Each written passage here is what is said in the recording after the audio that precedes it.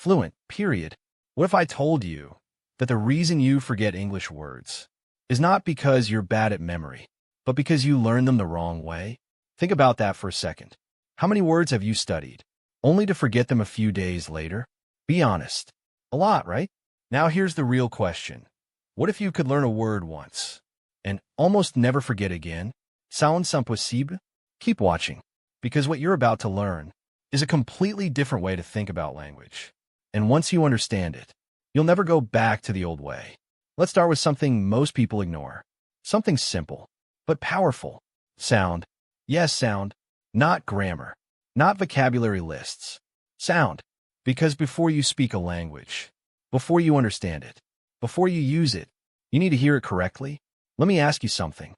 Have you ever heard two English words that sound almost the same, but mean completely different things? Like ship and sheep, or live and leave. At first, they sound identical. Your brain says they're the same, but they're not. And if you can't hear the difference, you can't say the difference. And if you can't say the difference, people won't understand you. This is where most learners make their first mistake. They skip sound training. They go straight to words. But imagine building a house without a foundation. What happens? It collapses. Same with language. So step one is what I call sound awareness. You train your ears before you train your mouth. You listen carefully. You compare similar sounds. You repeat again and again. At first, it feels difficult, confusing, even frustrating. But then something clicks. You start hearing details you never noticed before. And suddenly, English becomes clearer. Now here's something powerful. When you connect a word to its correct sound, your brain remembers it better. Because memory is not just visual. It's auditory. It's emotional. It's physical. And when all of these connect, learning becomes faster. Now let's move to the next step. And this is where things get really interesting. Words, but not all words. Because here's a secret most people don't know. Not all words are equal. Some words appear all the time. Others, almost never. So if you learn the right words first, you learn faster. Let me give you an example. If you learn the most common 1,000 words in English, you can understand most conversations. Not everything, but enough. Enough to communicate. Enough to participate. Enough to grow. So instead of trying to learn everything, you focus on what matters first. Now here's where most people make another mistake. They learn words like this. English word translate, memorize, and then forget. Why? Because translation is weak. Your brain doesn't think in translation. It thinks in images, experiences, feelings.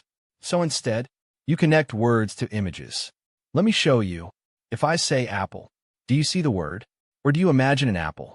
Exactly. That image is stronger than the word. So, when you learn a new word, don't translate it. Find a picture. Create a connection. Make it real. And if you can, make it personal. Because personal memories are unforgettable. Now imagine this. You see a picture of your dog, and you connect it to the word dog. Will you forget it? No, because it's not just a word anymore. It's your experience. That's the difference. Now let's go deeper, because knowing words is not enough. You need to use them. This brings us to the next step, something I call mini worlds. Instead of learning random words, you build small worlds of language. Simple topics, things you like, things you care about, food, travel, work, hobbies, and you create small sentences, very simple ones. Sushi is delicious. I drink coffee. I like music. Nothing complex, nothing perfect, but real. And then you expand, little by little, from 3 words to 5 to 8 to full sentences.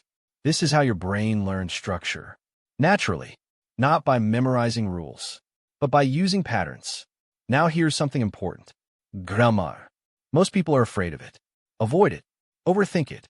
But grammar is not complicated. It's just 3 things: adding words, changing words, reordering words. That's it. And instead of studying rules, you learn through examples, real sentences, real use, because your brain learns patterns, not theory. Now, we reach a powerful stage. Input, reading, listening.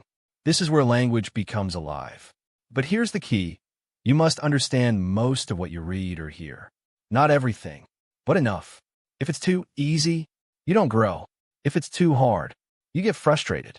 So you find a balance. And then you consume stories, videos, podcasts, things you enjoy. Because enjoyment creates consistency, and consistency creates results. Now imagine this. You watch a series in English. At first, you understand 30%. Frustrating. But you continue. Next time, 40%, then 50%, then 70%. And one day, you realize something. I understand this. In that moment, it changes everything. Because now, you believe. Now, let's talk about the final step. The one everyone fears. Speaking. Let me ask you something. Why is speaking so hard? It's not just English.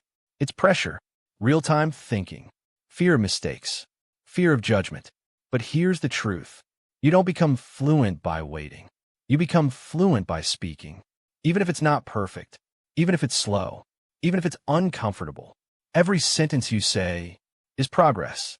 Every mistake is feedback. Every conversation is training. And here's something powerful. Fluency is not speaking perfectly. It's expressing your thoughts without getting stuck. Simple, clear, natural. Now imagine this. You're in a conversation, and instead of freezing, you respond. Instead of translating, you speak. Instead of fear, you feel control. That's fluency. Now before we finish, let me ask you something. If you keep learning the same way, will your English change? Or will it stay the same? Because now, you know a different path, a smarter way. So don't just watch. Don't just listen. Act. Start with sound. Focus on keywords. Use images. Build small sentences. Consume real content. Speak every day. Simple steps. Powerful results. And if you want to keep improving, subscribe to Fluent, period. Because here, you don't just learn English. You transform how you learn. Now your challenge. Today, learn one word, but learn it deeply. Hear it, see it, feel it, use it. That's how fluency begins. Not with more information, but with better connection. Fluent, confident, unstoppable. That's your future. If you start now. Fluent, period.